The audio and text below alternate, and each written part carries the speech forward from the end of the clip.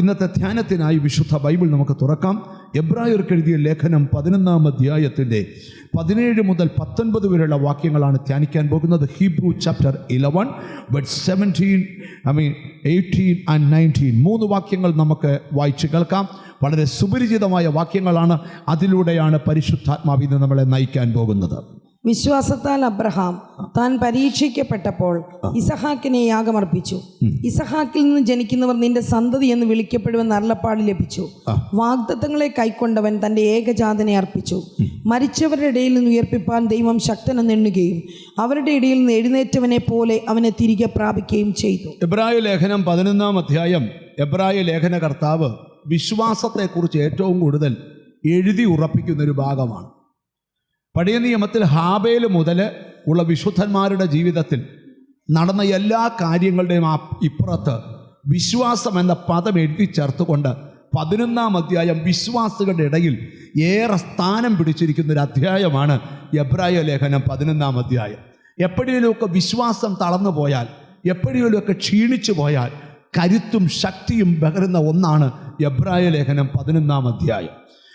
എബ്രായ ലേഖന കർത്താവ് എഴുതുക, വിശ്വാസം എന്നതോ ആശിക്കുന്നതിൻ്റെ ഉറപ്പാ, കാണാത്തതിനെക്കുറിച്ചുള്ള നിശ്ചയമാണ്. ദൈവത്തിൻ്റെ അടുക്കൽ വരുന്ന ദൈവമുണ്ടെന്നും തന്നെ അന്വേഷിക്കുന്നത് പ്രതിഫലം കൊടുക്കുന്നുവെന്നും വിശ്വസിക്കേണ്ടതാകുന്നു.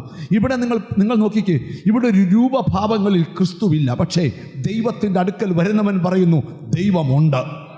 ഇതൊരു വിശ്വാസമാണ്. നല്ലൊരു ഹല്ലേലൂയ പറഞ്ഞാൽ.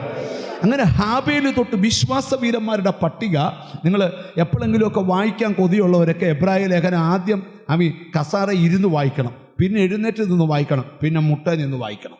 3 രീതി വായിച്ചാൽ ദൈവത്തിന് സ്തോത്രം. പിന്നെ ഒക്കുമെങ്കിൽ കമന്ന് കടന്നുകൂടെ വായിക്കണം. സ്തോത്രം. കട്ടിലല്ല, ഒരു പായിട്ടിട്ട് ദൈവസന്നിധി നെടുമ്പാട് വീണ് കിടന്നൊന്ന് വായിക്കണം. അതിൻ്റെ കാരണം എന്താണെന്നറിയാമോ? ഇതിനകത്ത് ഭയങ്കര വിശ്വാസമാണ്. ഇത് വായിക്കുമ്പോൾ തന്നെ നമ്മുടെ അകത്ത് ഇല്ലാത്ത വിശ്വാസം ഉണ്ടാകും.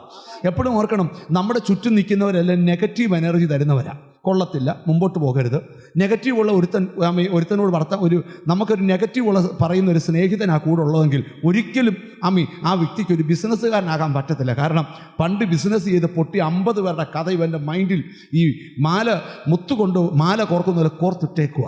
തോറ്റ കുറച്ച് പേരുടെ ചരിത്രം അവർ പറഞ്ഞുകൊണ്ടിരിക്കുക.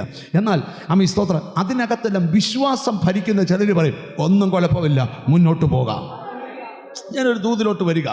ഇവിടെ എബ്രായ ലേഖന കർത്താവ് അബ്രഹാമിൻ്റെ ജീവിതം, വേദപുസ്തകത്തിൽ അബ്രഹാമിനെ ഓർക്കാതെ ബൈബിൾ വായിക്കാൻ പറ്റത്തില്ല. കാരണം ഉൽപ്പത്തി തൊട്ട് ഇങ്ങനെ അബ്രഹാം കിടക്കുക.